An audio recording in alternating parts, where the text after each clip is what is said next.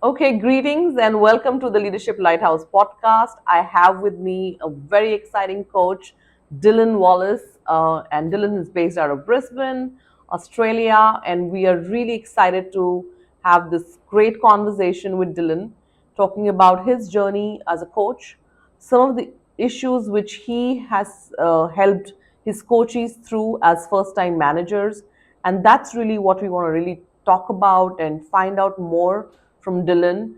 And I hope this fruitful conversation helps you to add a lot of value to your first time leadership moments. So, Dylan, welcome on board, and we are really excited to have you. So, welcome again. Thank you. I'm excited to be on. Cheers. Great. So, Dylan, if you could just tell us a little bit about yourself and how this journey has been for you, Yeah. and then we will just come down to some good, fruitful conversation in terms of how your experience has been. Yeah. Yeah, so for me, my leadership journey started at 22. So after uni, I went and joined Aldi, which, if you don't know Aldi in your country, it's a big international retailer. And I did their graduate area Yes. manager program. So very, very quickly at the age of 22, I was put in charge of a team of about 100 and had no idea what I was doing and made all of the mistakes, but also because of that, a lot of learnings. In my time at Aldi, there was kind of two key takeaways that really, I guess, formed my mission today. So firstly, I realized that strong leadership has such a massive impact on us as individuals, teams, and workplaces. And then secondly, I believe that we all deserve that because strong leadership is something we absolutely need to be our best selves. And so that's why I do what I do today. So for the last 6 months or so since I left Aldi, I've been working with particularly new and first time leaders to help them accelerate their leadership journey, learn from all the mistakes I made, and hopefully get to that point of being a really strong, confident leader, the type that's worth following much quicker. Great. So I think I'll quickly jump to my first question, and like you and I were discussing earlier today, what does it truly mean to have a leadership mindset, and can someone really develop it, or does it come innately to you? Yeah, great question. Some people will innately have a mindset that lends itself really well to leadership, but for those who don't, it is something that can be developed. I will say though, it's not easy because these are some pretty confronting mindset changes that we need to make to really be a great leader. So there's probably three components to a really effective leadership mindset. And the first one is something called locus of control, and that is basically your degree of ownership. So if you're hearing that for the first time, we all exist on a continuum for locus of control, and we move between an internal locus of control and an external one. Internal locus of control means the source for everything that happens to me is me. So everything's my fault, everything's on me. And on the other extreme, an external locus of control means, things happen to me. Sometimes you've heard this called victim mindset. I've got no control over everything that happens. I think strong leaders are a lot more internal than external because they take ownership over everything that happens, the good and the bad. And because of that, they can learn, develop, and grow over time. I think the second... Absolutely. Yeah, absolutely. So true. I think the second component is internalizing the fact that it's not about you anymore. A really funny piece of advice I give first-time leaders is that the more you try and do, the less gets done. And that sounds really funny when you're just starting out, but it's very, very true. The more individual tasks you're working on, the less time you're spending coaching, training, developing, supervising, giving feedback. And as a leader, we need to think of ourselves as a multiplier. You're not one person anymore. You're not an individual contributor. You're responsible for the team as a whole. So focusing on getting the most out of that team rather than trying to get as much done as you can is a bit of counterintuitive advice, but holds really, really true for leaders. Sure. Yeah, empowering your team to do things, right? Yeah, absolutely. I think the last and probably the most important component of that really effective leadership mindset is embodying a growth mindset. So growth mindset is very much my personal characteristics, my abilities are not fixed. I can change and develop those over time. And the opposite of that is a fixed mindset where my intelligence, strategic thinking, communication skills, that's all fixed. I can't change that.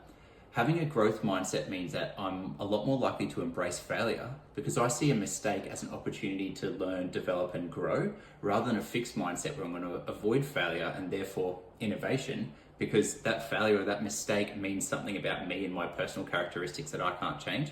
So I think holistically, that effective leadership mindset means taking ownership of everything, getting results through your team, and when you do make a mistake, looking at that as an opportunity to grow and get better. And together, what all of that means is just a cycle of continual improvement for you and your team, which I think makes particularly first-time leaders very effective if they can get this right.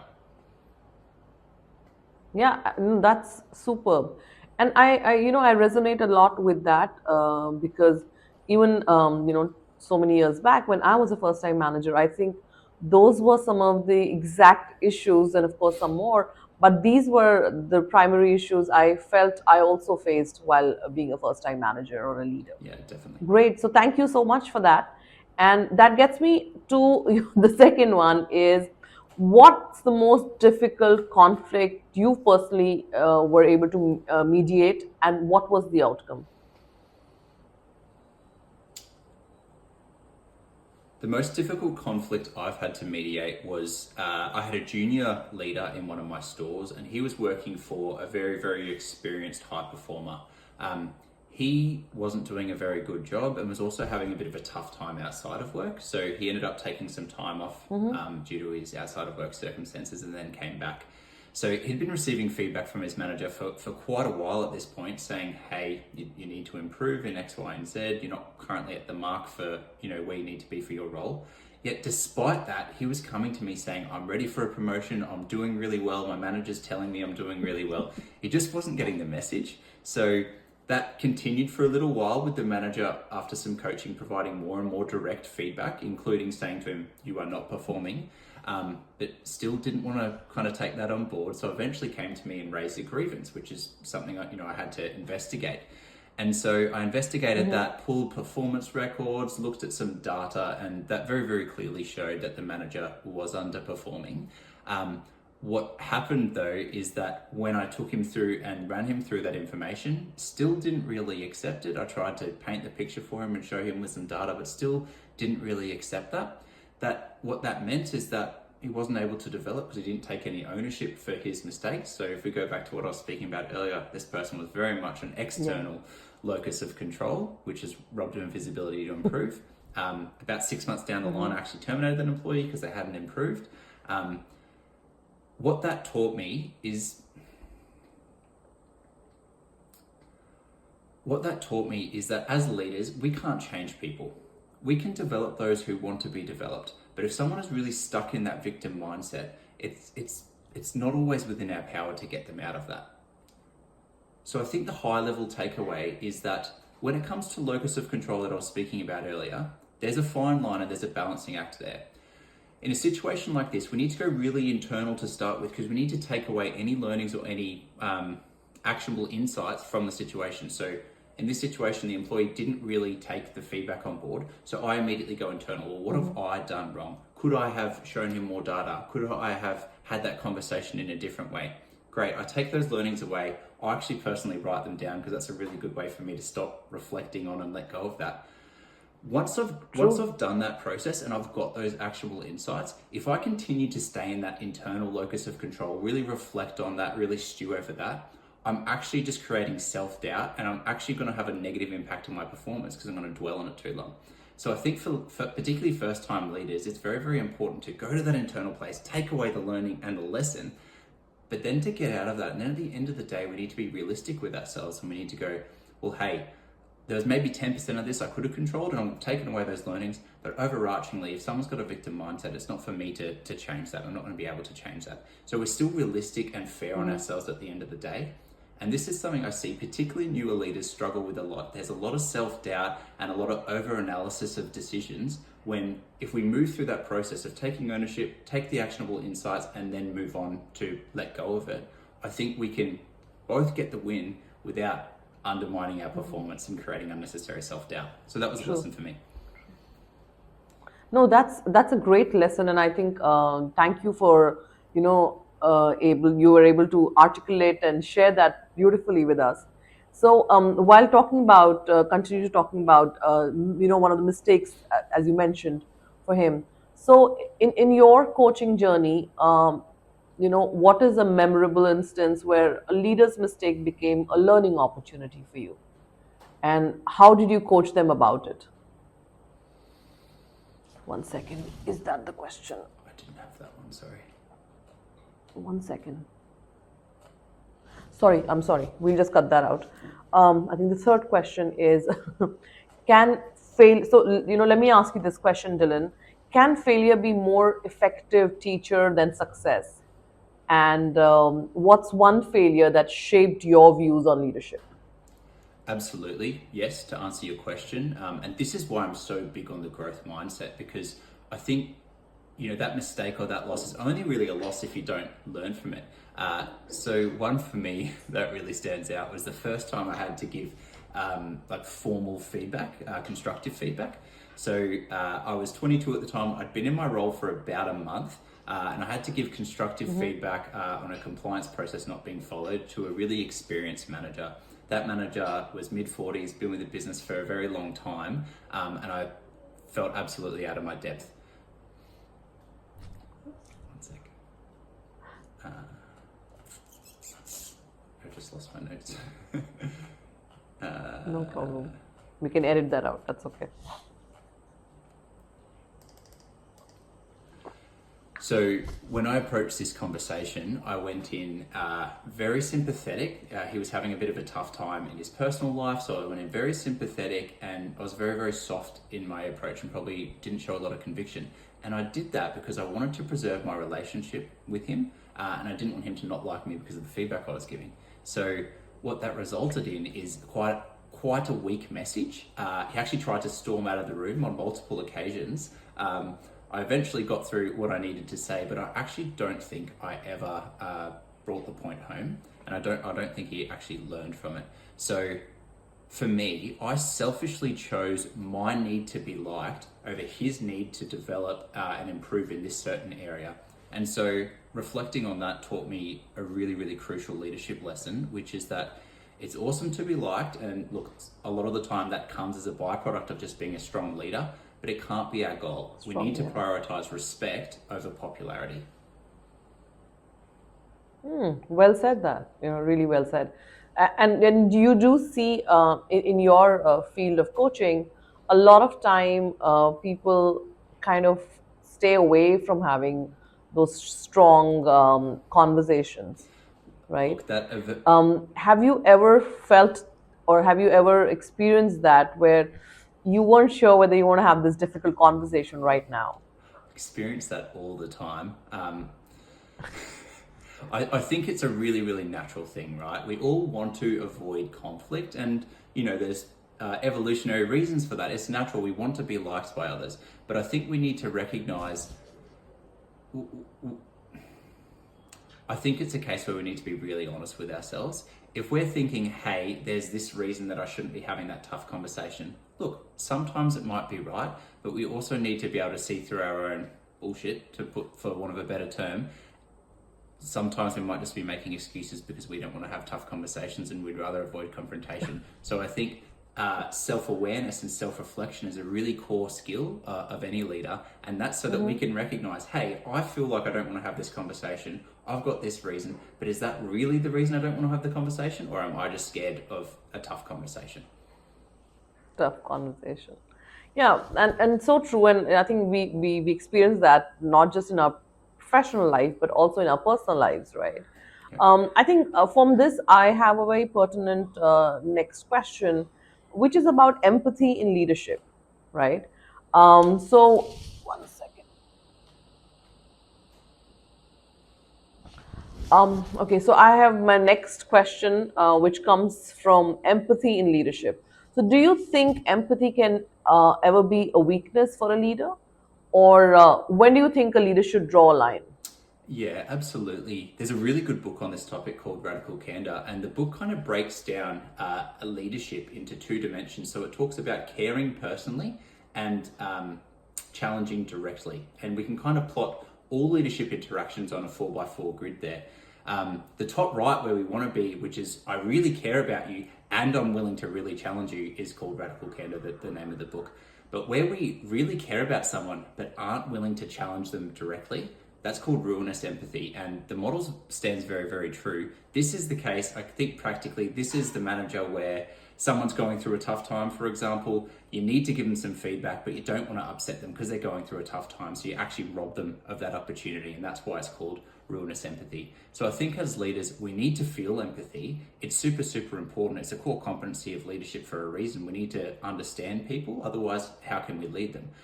But where that empathy gets to the point that we don't control it enough to still be able to give our teams the feedback they need, the direction they need, the challenge they need, that's when it becomes a problem.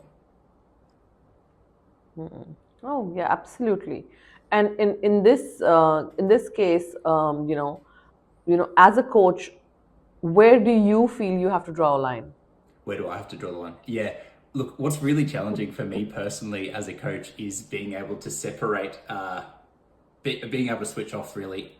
If one of my leaders is going through a tough time, I found this both at Aldi, both in my coaching career now, it's really, really tough to not think about that all day. And that's where I think, similar to the locus of control and going through a process, I've really lent on process to help me. So it might be that I journal about the situation. It might be that I reflect to make sure I've done all I can to support them. Once or twice I've gotten off a call, gone through this process and gone, oh great, I actually have a really good resource I could help someone with. And I'll send that through along with some additional advice. And then when I get to the point that I've genuinely thought about it, I've reflected and I know there's nothing else I can do to help them, that's when I'm able to kind of let that go and move on. That's really insightful, and I think that's a great advice for coaches. A lot of times we get stuck into that situation with them, and then we keep thinking about how again it goes from the same locus of control. Yep. Sometimes we think we are supposed to do it for them, right? Okay. So, Dylan, one of my other questions, and I think this is purely in terms of our journeys as a leader. Is there a leadership principle that's widely praised but actually does more harm than good? And you've experienced it, or not just experienced, but you hear it from your coaches. Do you have a question like that? Has it ever you experienced it? Yeah, a really common one is lead from the front or being a hands-on leader. And while it's really, really good that your team feels supported, I think these kind of maxims can actually drive a lot of the wrong behavior. Practically what happens when people try and lead from the front or lead from the trenches is that we dip down too far into the responsibility of our team. We start working at the wrong level and we start working on the wrong things. Not only does this make our team probably feel micromanaged, it robs them of their opportunity to develop and lift. It's always a good thing in business to push responsibility down as low as it goes to make sense. So when we dip too low, we're actually pushing responsibility up. So it means our managers are working on tasks they shouldn't be, it means we're working on tasks that we shouldn't be, and that means that the really important high-level tasks don't get done. So I think a better example or a better maxim would be lead by example, and that can be working really hard on the right things. It could be embodying a growth mindset. It could be owning up to your mistakes. It could be giving tough feedback. Leading by example and not doing the work of those that work for us, I think there's a clear distinction there, and I think this one's really often misunderstood. Yep, I think a great and a very pertinent point there. We often see leaders getting absorbed into the fact that they want to lead from the front and they are with you. And sometimes I think you need some space to do your own thinking, and maybe it works out better. So I think and that's also how you empower your team and help them grow. Absolutely. Right? So I think that's a great point, and thank you so much for sharing that with us today. Okay. So we'll take a break. We've done most of our questions now. So I think, Dylan, what we'll do is there anything that you want to, like any call to action that you would want us to talk about? Do you want me to do it, or do you want to do it who normally does it? No. So what I was thinking was that can be a closing question. Yeah. So one piece of advice that you wish every aspiring leader could take to heart. Cool. So that can be my last question, and then we can just wrap up. Rest of your introduction and anything you want to talk about for your creating lead for your coaching work can be the last thing that you can talk about. Yeah, maybe if we just go through those closing questions. So if you ask one piece of advice and then how can our listeners connect with you, we'll film that. I'm happy to end on that. I think those are good ones. Okay, great. Okay, so Dylan, thank you so much for that insight. I have one last question for you. What's one piece of advice you wish every aspiring leader would take to heart? I think drive your own development. I think part of that really high, internal locus of control means that you take responsibility for making yourself better. So as a leader, if you wait for your team or your leader to give you feedback, it's too late. Through self-reflection, you could have realized that feedback much, much earlier, because if you think about it, your team or your leader, they only see you for a small percentage of interactions. You see all of your interactions. So you're going to get enough evidence to see whatever needs to be developed much sooner than anyone else. If you can develop a self-reflection practice, and this can be, a couple questions on a sticky note on your car dashboard to reflect on the drive home, that's what I did. If you can develop a self-reflection practice so that you can identify and fix your opportunities yourself without waiting for feedback from other people, that's going to skyrocket your rate of learning. And if you're a new leader, right, what matters a lot more than your starting point is simply how fast you're developing over time. So that would be the absolute number one thing you could do to really future-proof your career for success. Yeah, that's really good. That's great piece of advice. I think sometimes as leaders or as managers, we don't take or ask our team for enough feedback, or we do not reflect as much as we should, and we are always firefighting, or we are always trying to do what next. But I think that feedback is crucial for our own growth. So thank you so much, Dylan. Anything that you would want to share with our viewers or our followers, and if someone wants to reach out to you, how can we do that, and how can our viewers do that? Yeah, absolutely. So to get in touch with me, I'm on Instagram a lot, so that's @leadwithdylan. I post on LinkedIn as well if you're interested in seeing some content there. So Dylan Wallace. If anything we've kind of said today resonated with you or you had some questions, please let me know. I'd love to hear your thoughts. Great. So thank you, and thank you so much for teaming with us at the Leadership Lighthouse Podcast. We're looking forward to some more interesting conversations with you, and we really hope you have a great journey as a coach. And thank you for joining us today. Thank you for having me on. Bye-bye. Appreciate it. Bye.